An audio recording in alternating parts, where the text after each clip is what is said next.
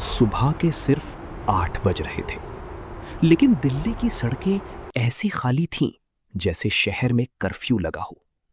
Mobile screen पर एक alert चमकता है, बिना जरूरत घर से बाहर ना निकले। तापमान 49 डिग्री। लेकिन असली डर अभी शुरू भी नहीं हुआ था, क्योंकि अगले 24 घंटों में कुछ ऐसा होने वाला था जो करोड़ों लोगों की जिंदगी रोक सकता था। भारत में गर्मी अब सिर्फ मौसम नहीं रही, ये एक खतरा बन चुकी है। हर साल गर्मी का रिकॉर्ड टूट रहा है। राजस्थान, दिल्ली, मध्य प्रदेश, उत्तर प्रदेश, ऐसे शहर और राज्य जहां कभी दोपहर में लोग काम करते थे, आज वहां सड़कों पर सन्नाटा दिखाई देता है। लेकिन सवाल ये है, आखिर ये गर्मी इतनी खतरनाक क्यों होती जा रही है? क्या सिर्फ तापमान बढ़ रहा है, या फिर भारत धीरे धीरे एक ऐसे संकट की तरफ बढ़ रहा है जिसके लिए हमारा सिस्टम तैयार ही नहीं है? सोचिए, आप दोपहर में बाहर निकलते हैं, हवा चलती है लेकिन ठंडी नहीं। ऐसा लगता है जैसे किसी ने आपके चेहरे पर हेयर ड्रायर चला दिया हो। 5 मिनट बाद पसीना बंद होने लगता है, 10 मिनट बाद सिर भारी लगने लगता है, और फिर शरीर खुद को ठंडा करना बंद कर देता है। इसे कहते हैं हीट स्ट्रोक। और यही वो चीज है जो हर साल हजारों लोगों को अस्पताल पहुंचा रही है। लेकिन डरावनी बात यह है, असल आंकड़े शायद कभी सामने आते ही नहीं।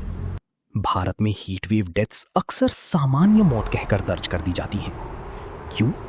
क्योंकि अगर असली संख्या सामने आए तो कई सवाल उठेंगे।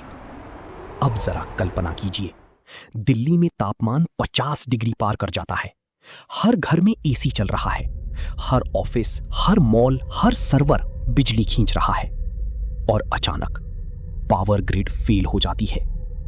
बस यहीं से असली कहानी शुरू होती है, क्योंकि गर्मी में बिजली जाना सिर्फ अंधेरा नहीं लाता, ये शहरों को जाल में बदल देता है। लिफ्ट्स बंद, मेट्रो रुक गई, हॉस्पिटल की आईसीयू बैकअप पर, पानी की मोटरें बंद, मोबाइल नेटवर्क कमजोर।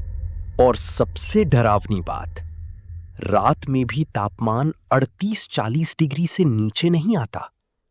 मतलब शरीर को आराम करने का मौका ही नहीं मिलता। साइंटिस्ट्स इसे कहते हैं नाइट हीट ट्रैप, यानी वो गर्मी जो इंसान को सोते समय भी धीरे धीरे कमजोर करती रहती है। अब सवाल ये है, भारत में सबसे पहले कौन सा शहर टूट सकता है? दिल्ली, जहां पॉपुलेशन प्रेशर सबसे ज्यादा है? राजस्थान, जहां पानी पहले से संकट में है? या फिर मुंबई? हां, मुंबई, क्योंकि ह्यूमिडिटी यानी हवा में नमी गर्मी को और खतरनाक बना देती है। अगर तापमान 38 हो लेकिन ह्यूमिडिटी बहुत ज्यादा हो तो शरीर पसीने से खुद को ठंडा ही नहीं कर पाता, और तब सिर्फ धूप नहीं, हवा भी मारने लगती है। लेकिन कहानी यहीं खत्म नहीं होती। एक्सट्रीम हीट सिर्फ इंसानों को नहीं मारती, ये पूरे सिस्टम को तोड़ना शुरू कर देती है। खेती कमजोर होती है, पानी सूखता है, बिजली महंगी होती है, और गरीब मजदूर सबसे ज्यादा प्रभावित होते हैं। सोचिए, एक मजदूर जो 45 डिग्री की धूप में भी काम करने मजबूर है, क्योंकि अगर वो रुका तो उसके घर में खाना नहीं बनेगा।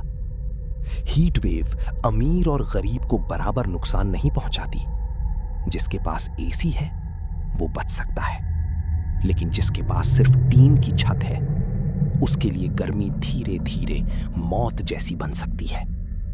और शायद यही वजह है कि कई बार सरकारें असली स्थिति को कम दिखाती हैं, क्योंकि अगर जनता को पता चल जाए कि आने वाले सालों में हीट वेव और खतरनाक होने वाली है तो शहरों की तैयारी पर सवाल उठेंगे, वाटर क्राइसिस पर सवाल उठेंगे, अर्बन प्लानिंग पर सवाल उठेंगे, और शायद उस विकास मॉडल पर भी जो कंक्रीट तो बना रहा है लेकिन छांव खत्म करता जा रहा है। आपने नोटिस किया होगा, पहले मोहल्लों में बड़े बड़े पेड़ होते थे, अब वहां पार्किंग है।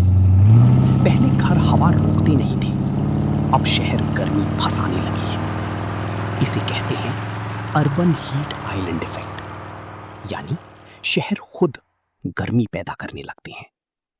और यही कारण है कि आने वाले सालों में भारत के कई शहर रहने के लिए बेहद कठिन हो सकते हैं। लेकिन सबसे बड़ा सवाल अभी भी बाकी है, क्या ये सिर्फ भविष्य की समस्या है?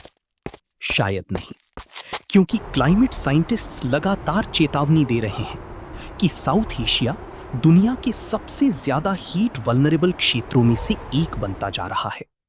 और अगर तापमान ऐसे ही बढ़ता रहा तो एक दिन कुछ शहरों में बाहर निकलना भी खतरनाक हो सकता है। कल्पना कीजिए, एक ऐसा भारत जहां गर्मियों में स्कूल बंद हो, दोपहर में सड़कें खाली हो और लोग मौसम नहीं, जीवित रहने की योजना बना रहे हैं। डरावनी बात ये नहीं कि गर्मी बढ़ रही है, डरावनी बात ये है कि शायद हम अभी भी इसे उतनी गंभीरता से नहीं ले रहे जितनी लेनी चाहिए।